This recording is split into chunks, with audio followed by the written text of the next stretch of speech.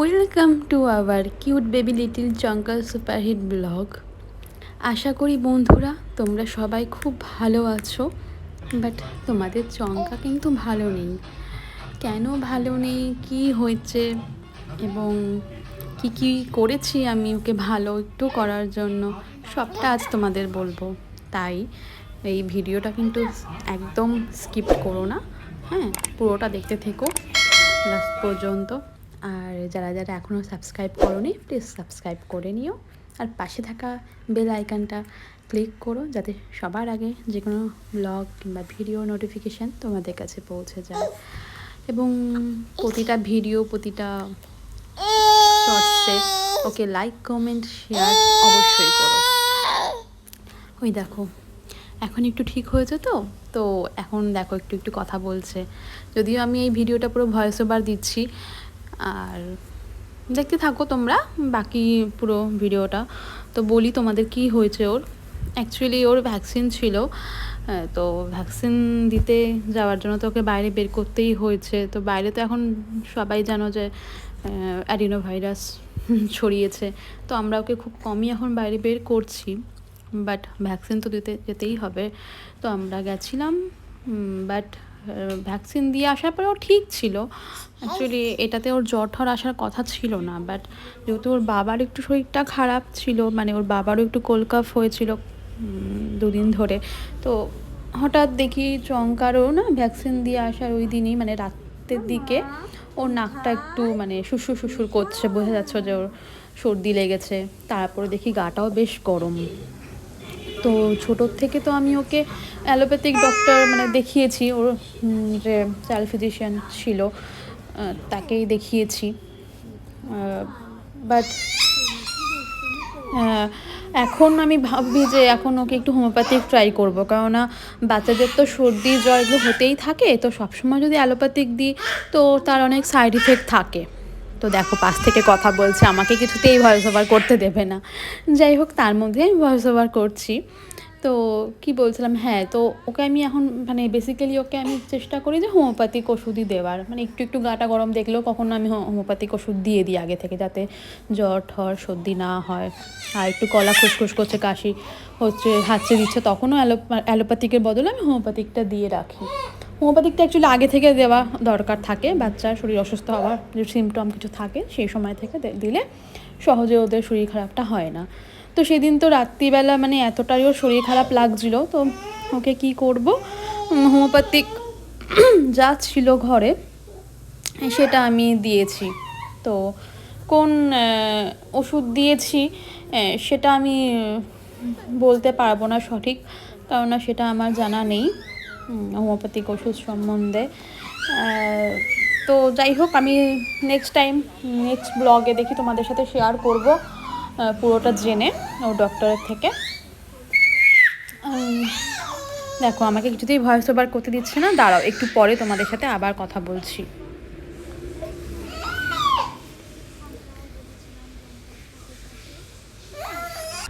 তো যেটা বলছিলাম, তো ওকে তো হোমিওপ্যাথিক ওষুধটা আমি মোটামুটি এখন 12 মাসই খাওয়াবো, মানে একটু সিমটম দেখা দিলেই খাওয়াবো।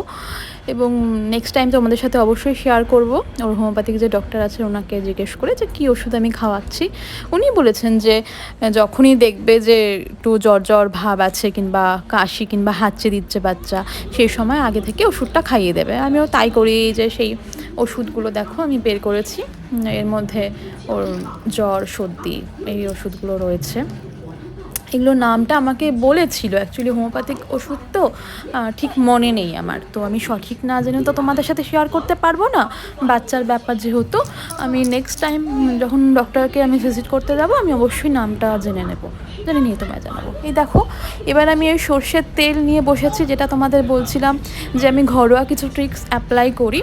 তো আমি শুনে এসেছি আমার মা ঠাকুমা, আমার শাশুড়ি মা সবাই বলেন যে সর্দি কাশি হলে বাচ্চাকে একটু সর্ষের তেল গরম করে ওর বুকে পিঠে নাকে তারপরে পায়ের তালুতে, হাতের তালুতে একটু ম্যাসাজ করে দিলে খুব ভালো নাকি কাজ দেয়। বাচ্চার সর্দি নাকি এতে খুব তাড়াতাড়ি কিওর হয়ে যায় এবং কাশিটা হয় না, এবং যে কফ থাকে সেটা বুকে জমা হয় না। কেননা আজকাল যা পলিউশনের যুগ, সর্দি হলে, এবং শুধু পলিউশনের জন্যই হচ্ছে না, বিভিন্ন ভাইরাসও ছড়াচ্ছে চারিদিকে। তাছাড়া আজকাল তো বাচ্চাদের ইমিউনিটিটা অত স্ট্রং থাকে না আগেকার বাচ্চাদের মতো। তো তাই জন্য সর্ষের তেলটা আমি ওকে রোজই ইউজ করি অয়েল ম্যাসাজের সময়, বাট এই সর্দির সময় একটু বেশি করে আমি দিনে প্রায় 4বার ওকে ম্যাসাজ করি।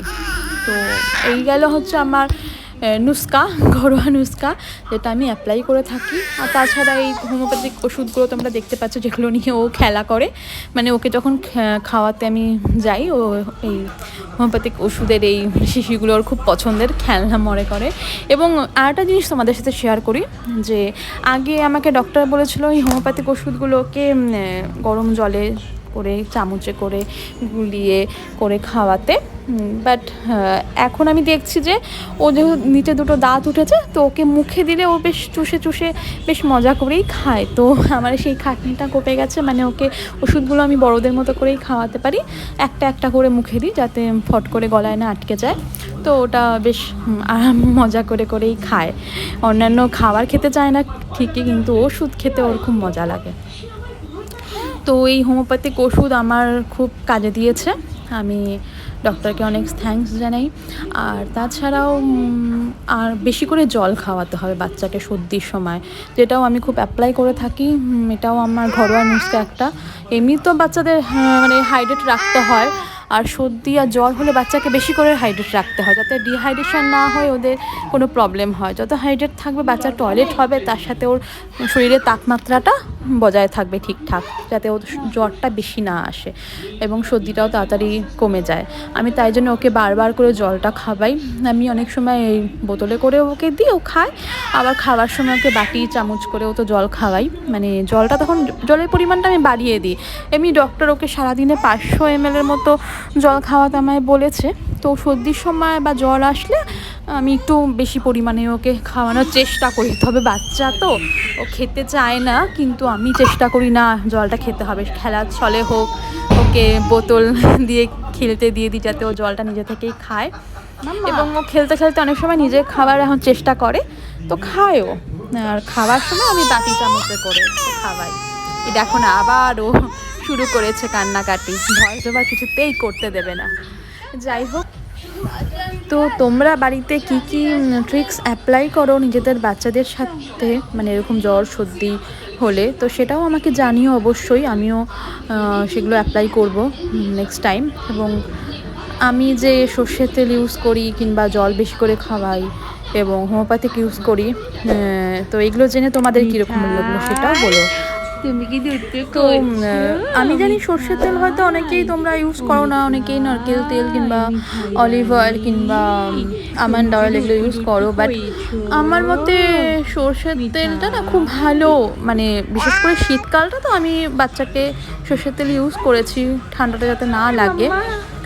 তো আমি ভাবছি গরমকালটা ওকে ভার্জিন কোকোনাট অয়েল যেটা আছে সেটা আমি ইউজ করব, কিংবা অলিভ অয়েল ইউজ করতে পারি, যে কোনো একটা ইউজ করবো। বাট টোটাল যে উইন্টার সিজন আমি কিন্তু সর্ষের তেল ইউজ করেছি, কেননা ওটা খুবই কার্যকরী ছিল।